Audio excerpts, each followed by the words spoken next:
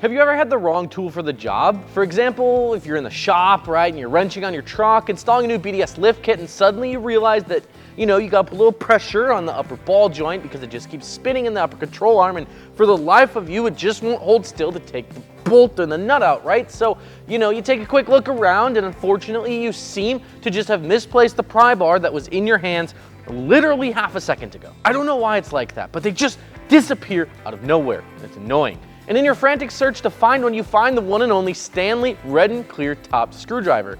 Good enough, right? You just push down, pray you don't break it, and the plastic doesn't snap and cut your hand open. Been there before. In much the same way, winter driving can be pretty difficult if you're not set up for success. Perhaps one of the biggest things that can determine if you have a great winter driving experience or end up just a little bit disappointed like the first time you struck out in a college bar is your tire type. I'm Dustin, Dusty.co on Instagram if that's your thing, and in today's video we're going to be going over why your mud tires maybe aren't quite setting you up for success, and more importantly, which mud tire sucks less in the snow. Let's get into it. If you've run a mud tire in the snow before, drop a comment down below about which tire it was and how your experience with it was. And if you need a new set of tires for your truck, be those mud tires or all-terrains or hybrids or even a street tire, we got you. See, back in 2020, we saw the world of tires getting a little bit finicky, and so we went out there and we bought all the tires that we could get our hands on, which is why right now you can go get a set of tires like the Nitto Trail Grappler or maybe the Venom powered Terra MT if that's what you're into, and you can get them shipped to your door in as little as 7 days. We got you.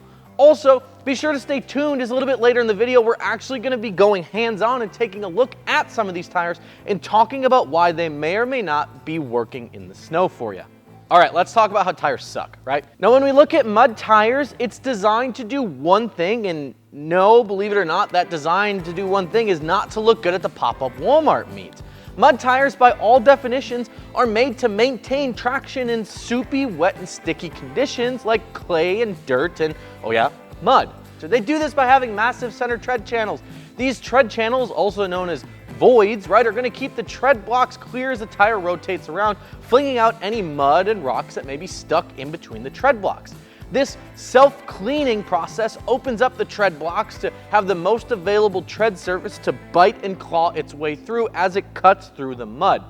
All of this adds up to more traction and thus more forward momentum if you're in a sticky situation.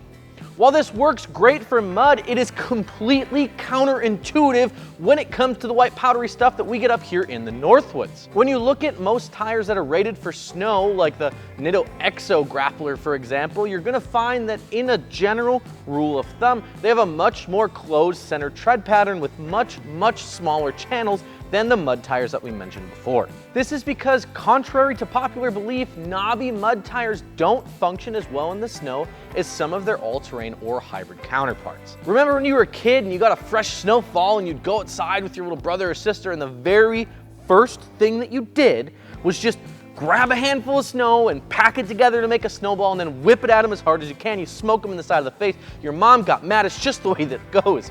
It's that packing of snow that actually makes a closed tread pattern design work better than a mud tire in the snow.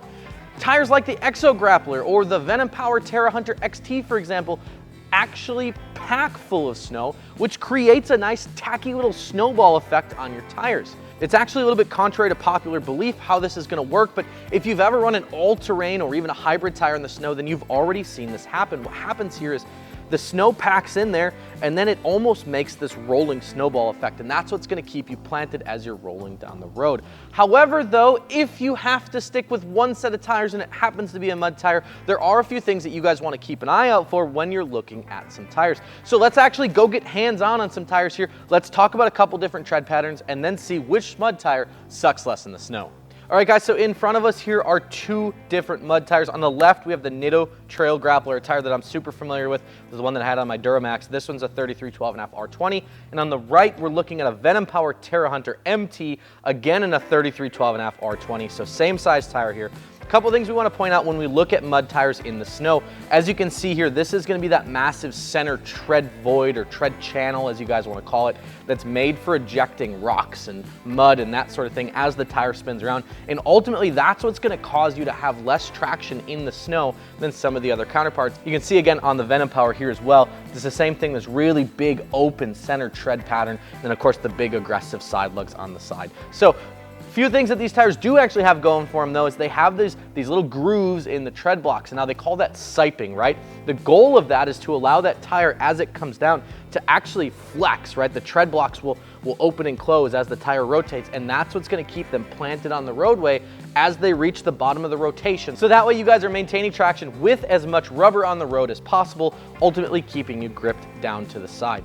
Now, which one sucks less in snow? Well, to answer the question, it really depends. And I know that feels like a cop-out, but let me explain here, right? If you're looking for a really premium tire, you want something that's gonna go the distance, that has some really, really good reviews, it's just a solid tire overall, then you're gonna wanna look at this Nitto Trail Grappler. Again, tire that I have some personal experience on. I ran them on my Duramax. Really, really solid option. They come in some of the best sizes, and they're gonna come in 10 ply and 12 ply options, which are gonna give you up to 80 PSI. So if you're towing a lot, really super solid option for you there. If you're looking for more of a budget-minded MT tire, then look no further than this Venom Power right here. Again, kind of the same thing, right? Very open mud tire by design, but has those nice siping grooves in there that are gonna help keep these tread blocks planted. The best part about both of these tires is that we have them in stock ready to ship for you right now. You guys can get them in as little as 7 days at customoffsets.com. With that, which one are you taking, the Venom Power or the Nitto Trail Grappler? Drop a comment down below, and if you haven't yet, please consider subscribing to the channel so you can keep up to date with all the Custom Offsets content we're making.